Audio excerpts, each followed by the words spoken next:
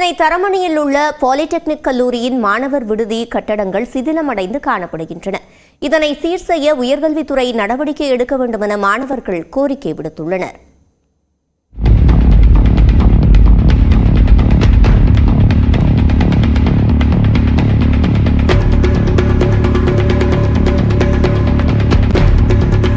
குப்பைகள் அகற்றப்படாமலும் கட்டிடங்கள் சிதிலமடைந்தும் காணப்படக்கூடிய இந்த பகுதிகள் சென்னை தரமணியில் உள்ள பாலிடெக்னிக் கல்லூரி மாணவர் விடுதியின் அவல நிலையை வெளிப்படுத்துகின்றன.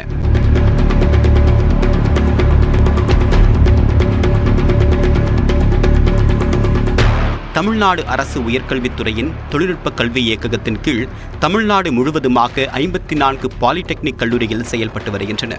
இதில் சென்னை தரமணியில் உள்ள பாலிடெக்னிக் கல்லூரி வளாகத்தில் அச்சுத் தொழில் பயிலகம், வேதியியல் தொழில்நுட்ப பயிலகம், நெசவு தொழில்நுட்ப கல்லூரி, தோல் தொழில் பயிலகம், மாநில வணிக பயிலகம் உள்ளிட்ட 6 கல்லூரிகள் செயல்படுகின்றன. இவற்றில் சுமார் 2000 மாணவர்கள் படித்து வருகிறார்கள். வெளி மாவட்டங்களிலிருந்து வந்து இந்த கல்லூரிகளில் படிக்கக்கூடிய மாணவர்களுக்காக பாலிடெக்னிக் கல்லூரியிலிருந்து சுமார் 500 மீட்டர் தொலைவில் விடுதி அமைக்கப்பட்டுள்ளது. இதில் 3 கட்டடங்கள் உள்ளன. உயர்கல்வித்துறையின் மேற்பார்வையில் இந்த கட்டடம் பராமரிக்கப்பட்டு வருகிறது. பல ஆண்டுகளுக்கு முன்பு கட்டப்பட்ட இந்த கட்டடங்கள் மிகவும் சிதிலமடைந்து காணப்படுகின்றன.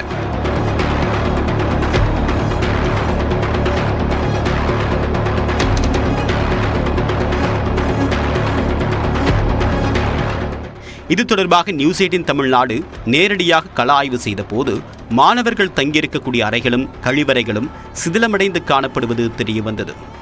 மேலும் சில அறைகளில் குப்பைகள் கொட்டப்பட்ட நிலையில் அவை சுத்தம் செய்யப்படாமலேயே உள்ளன. கட்டிடத்தின் சுவர்கள் சிதிலமடைந்து கம்பிகள் வெளியே தெரிகின்றன.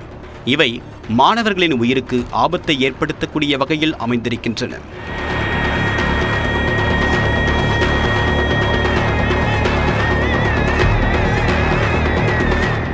மாதம் 2000 ரூபாய் செலவழித்தாலும் சுகாதாரமான உணவோ முறையான கழிவறை வசதியோ இல்லை என்று மாணவர்கள் வேதனை தெரிவித்தனர். இதேபோல சுகாதாரமான குடிநீர் வசதி இல்லை என்று குறிப்பிட்டதுடன் வளாகம் முழுவதுமாக குப்பை கூலங்கள் சூழ்ந்து இருப்பதாகவும் வேதனை தெரிவிக்கின்றனர். இதனை சரி செய்ய உயர்கல்வித்துறை நடவடிக்கை எடுக்க வேண்டும் என்று மாணவர்கள் கோரிக்கை விடுத்துள்ளனர். நியூஸ் 18 தமிழ்நாடு செய்திகளுக்காக ஒளிப்பதிவாளர் பாண்டியனுடன் செய்தியாளர் சுபாஷ் பிரபு.